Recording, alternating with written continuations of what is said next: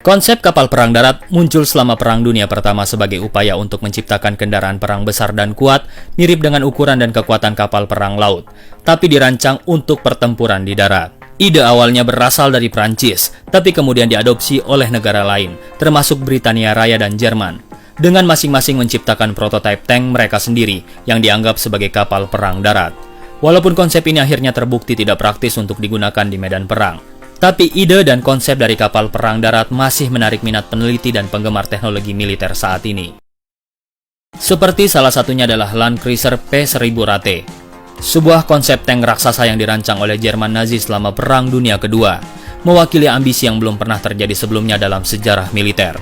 Tank raksasa ini dirancang oleh insinyur terkenal bernama Krupp pada tahun 1942 sebagai respon terhadap kebutuhan Jerman akan senjata darat yang superior dan menakutkan. P-1000 Rate memiliki berat 1000 ton, tinggi 11 meter dan panjang 35 meter. Monster mekanik ini memiliki potensi untuk menundukkan musuhnya dengan kekuatan dan keganasan yang murni. Namun, meskipun aura misterius dan menginspirasi, P-1000 Rate tidak pernah berkembang melampaui tahap desain dan konsep.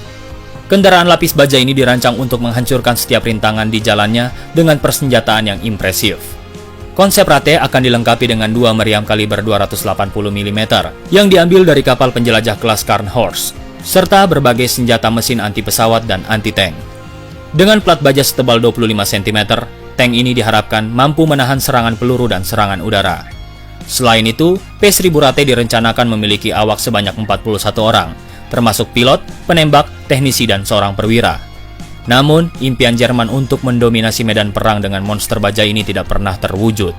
Ketika Albert Speer, Menteri Persenjataan dan Amunisi Jerman, mengevaluasi proyek tersebut, dan dia menyatakan P-1000 Rate tidak praktis dan membatalkannya pada tahun 1943. Alasan utama pembatalan proyek ini adalah sumber daya yang terbatas, kesulitan teknis dalam konstruksi, dan rentan terhadap serangan udara. Walaupun P-1000 Rate tidak pernah berkeliaran di medan perang, konsepnya tetap menjadi simbol ambisius dan inovasi yang ekstrim dalam sejarah militer, membangkitkan imajinasi dan kekaguman kita terhadap apa yang mungkin terjadi jika proyek tersebut benar-benar terwujud. Puckridge Land Battleship. Di era yang penuh gejolak Perang Dunia Kedua, konsep kendaraan lapis baja ambisius lain muncul dari Australia, yaitu Puckridge Land Battleship. Kendaraan lapis baja ini dikonsepkan pada tahun 1944 oleh Letnan Kolonel James Puckridge dari Angkatan Darat Australia. Kapal lapis baja darat raksasa ini berbagi visi yang sama dengan Land Cruiser P-1000 Rate Jerman, untuk menciptakan senjata yang sangat diperkuat dan kuat yang dapat menguasai medan perang. Puckridge Land Battleship dimaksudkan untuk menjadi kendaraan lapis baja yang sangat besar dan berat dengan berbagai senjata, termasuk beberapa meriam artileri dan senapan mesin. Tujuan kendaraan ini adalah memimpin serangan pada posisi musuh yang diperkuat, dan bisa memberikan support tembak untuk infanteri yang maju ke medan perang, dan berfungsi sebagai pusat komando bergerak. Meskipun detail desainnya sangat jarang ditemukan, sangat jelas kalau kapal darat Australia ini akan menjadi kehadiran yang mengesankan dan menakutkan di medan perang. Sayangnya, sama seperti P-1000 Rate, Puckridge Land Battleship tidak pernah melewati sebuah tahap desain. Proyek ini menghadapi tantangan yang sama seperti sumber daya yang terbatas, kesulitan teknis dan strategi militer yang berubah-ubah. Kemajuan teknologi perang dan pengembangan kendaraan lapis baja yang lebih lincah dan praktis akhirnya membuat konsep-konsep kolosal seperti ini menjadi usang.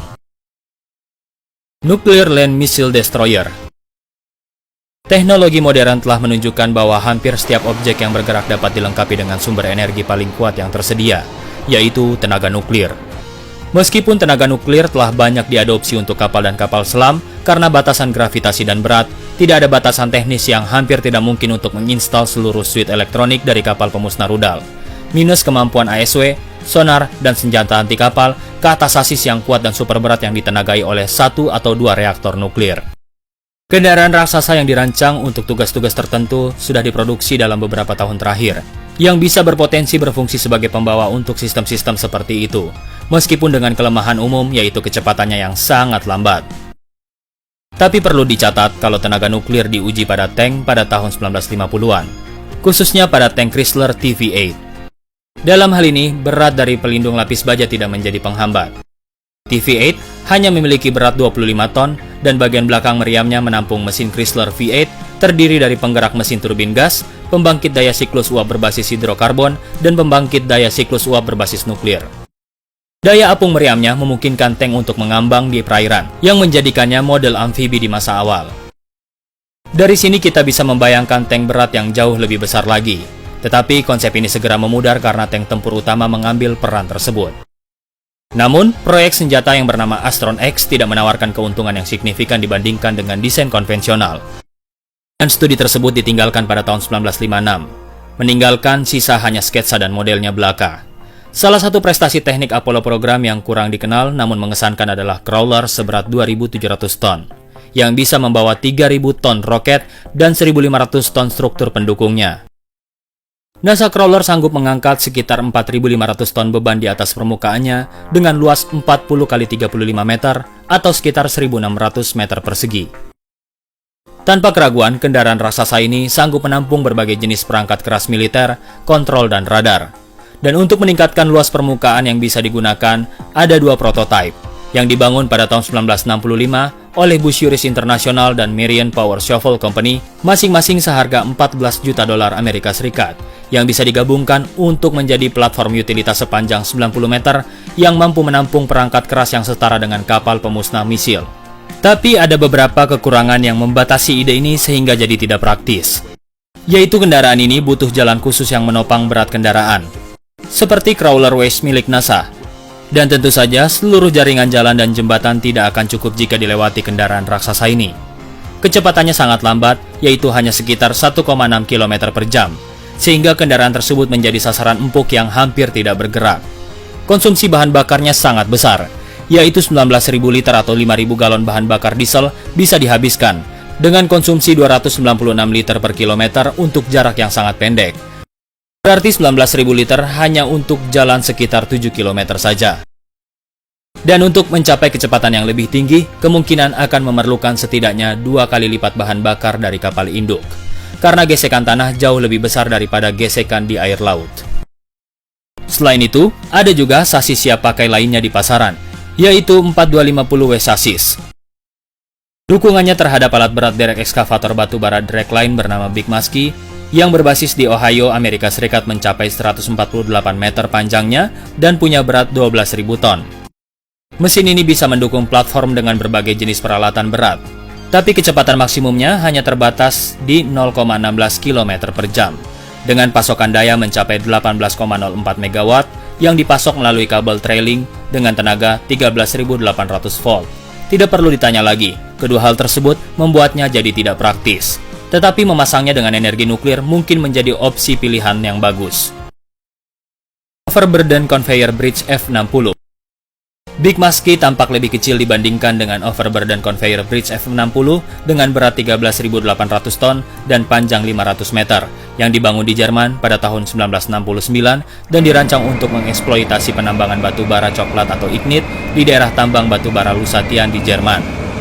Dengan ukuran raksasanya dan kereta roda artikulasinya, kendaraan ini berpotensi bisa digunakan sebagai pendukung untuk sistem senjata dan sensor. Namun, semua itu bergantung pada listrik yang dipasok dari luar, dengan total daya output 27 MW atau 35.000 tenaga kuda, dan membuat energi nuklir menjadi satu-satunya pilihan yang tepat untuk kecepatan maksimum 0,8 km per jam pada konfigurasi aslinya.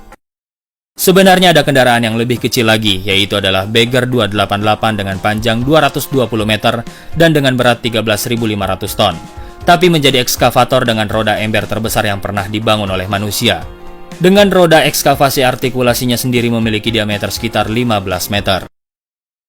Seperti alat berat super raksasa yang lainnya, yaitu Bagger 293 yang dibuat pada tahun 1995. Kendaraan ini membutuhkan pasokan daya eksternal sebesar 16,56 MW.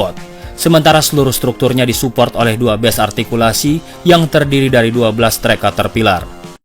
Penting untuk dicatat bahwa ini adalah struktur bergerak raksasa yang tidak dirancang untuk perjalanan jarak jauh atau dengan kecepatan yang tinggi. Jadi setiap aplikasi militer tentunya butuh platform atau desain kendaraan yang baru. Sayangnya kendaraan berat yang bisa menggunakan konsep ini sangat sedikit dan tidak efektif.